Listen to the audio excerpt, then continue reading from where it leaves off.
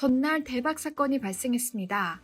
권성동 국민의힘 당대표 직무대행 겸 원내대표가 윤석열 대통령과 나누던 메시지가 언론에 노출된 것인데요. 현직 대통령의 사적인 대화가 언론에 공개된 것은 이번이 처음 있는 일입니다. 메시지 내용이 상당히 놀랍습니다. 윤 대통령은 이준석 당대표를 향해 내부 총질이나 하던 당대표라고 거론하면서 이 대표에 대해 상당한 불만을 품고 있던 사실이 확인됐습니다. 이 대표가 겪은 일련의 징계 과정에서 대통령실이 개입했을 가능성도 상당히 높아졌습니다. 윤 대통령은 그동안 당정은 분리되어야 한다는 입장을 밝혀왔고 이 대표 징계 다음 날에도 저도 국민의힘 당원으로서 안타깝다. 대통령으로서 당무를 언급하는 것이 적절치 않다라는 입장을 밝혔었는데요.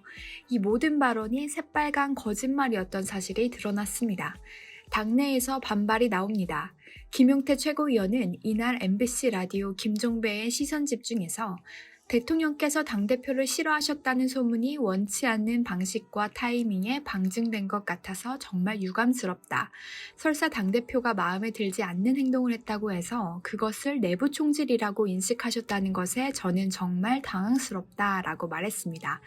박민영 대변인은 제가 대통령의 인사 관련 발언을 비판하고 윤리위가 이준석 대표의 중징계를 확정하는 순간까지도 저는 윤석열 대통령을 믿었다.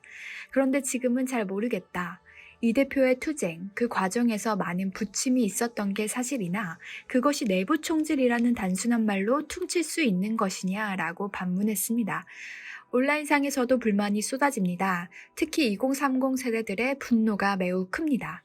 대놓고 자기 싫은 사람들 다 자르고 저게 뭐냐. 평생 어떻게 살아왔는지 알 정도로 추하다. 권력의 개노릇만 하다가 권력 잡으니 그것만 지키려 한다. 대체 무슨 생각일까? 대통령의 파워는 국민의 지지가 기반되는 것인데 이런 식으로 배신하고 지지율 신경 안 쓴다고 자랑하고 다니는 건 이해가 안 된다 등의 반응이 나오고 있습니다. 일각에서는 권 원내대표가 의도적으로 메시지를 노출한 것이라는 의견이 나옵니다. 일단 권 원내대표는 사선 의원으로 정치 경력이 꽤 깁니다.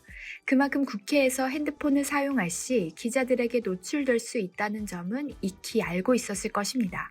게다가 권 원내대표는 이미 2014년에 휴대폰을 노출해 크게 망신을 산 전력이 있습니다.